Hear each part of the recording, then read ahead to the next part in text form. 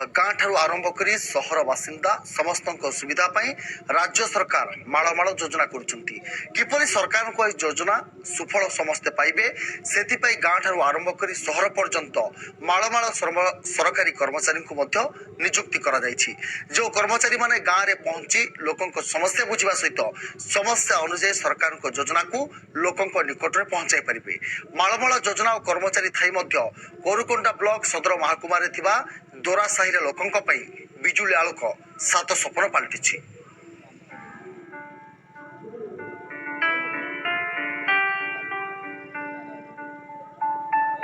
मालकानगिरी जिले में आज भी लोके राति अंधार जीवन बिताउछंती।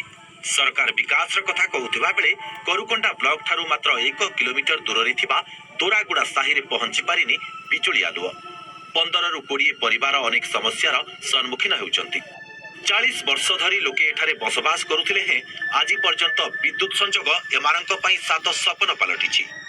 कोरुकोंडा ठारू मात्र 1 किलोमीटर दूर रे दोरासाही अछि किंतु कोनोसी करेन्ट व्यवस्था आज पर्यंत करा जाई पारि नै।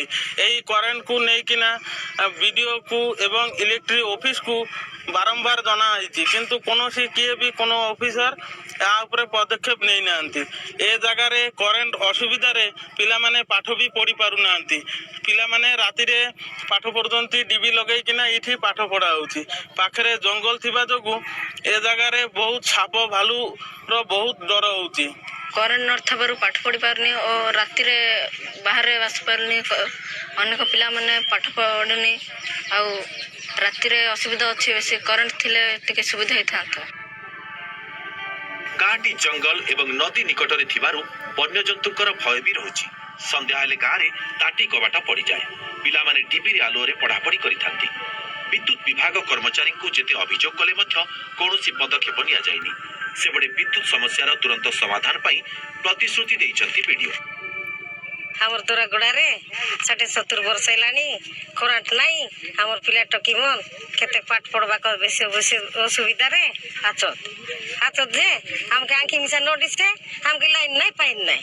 हे हम आंखी गोड़ी बेटी काइबा के गोड़ी सने मिसा काई पारलुनी। हमके लाइन रहिले हमके टिके सुविधा हिता। हां हमर तो असुविधा आइती पानी पाई नाही लाइन नाही किछि नाही हम असुविधा छु। राति बुला बुला चलबा फाइन नाही पिला टकी मन पाठ पढ़बा फाइन किछि सुविधा नाही। आमी उदान रहछु 40-50 वर्ष हो गलानी लाइन पाइन नाही किछि नाही। हां आमी सब असुविधा करी आमी जंगल भीतर परछु रास्ता साइड रे बुडी लगाई करी आमी पाठ पढ़ले पिला माने। हां एठी नै हम सुविधा ओइ करी हमर असुविधा छि। पानी सुना असुविधा मिसा हम बेसी असुविधा लाइन बोरिंग फोरिंग ठीक नाही। लाइन जदी से गारे नाही हमें इलेक्ट्रिक डिपार्टमेंट को फॉरवर्ड करिबो गोटे ग्रीवेंस एप्लीकेशन रिगार्डिंग से माने जहाँ प्रशासन तरफ गवर्नमेंट रो स्कीम थिबो सेथिरे गाँ को आलोकीकरण करिवार व्यवस्था करिबो। अंधार रे जीवन यापन करूछंती दोरागुड़ा साही बासिंदा। ए दिगरे प्रशासन तुरंत पदक्षेप नेबा जरूरी होई पड़िछि। मालकानगिरी चंद्रकांत पंडा रिपोर्ट ची मीडिया।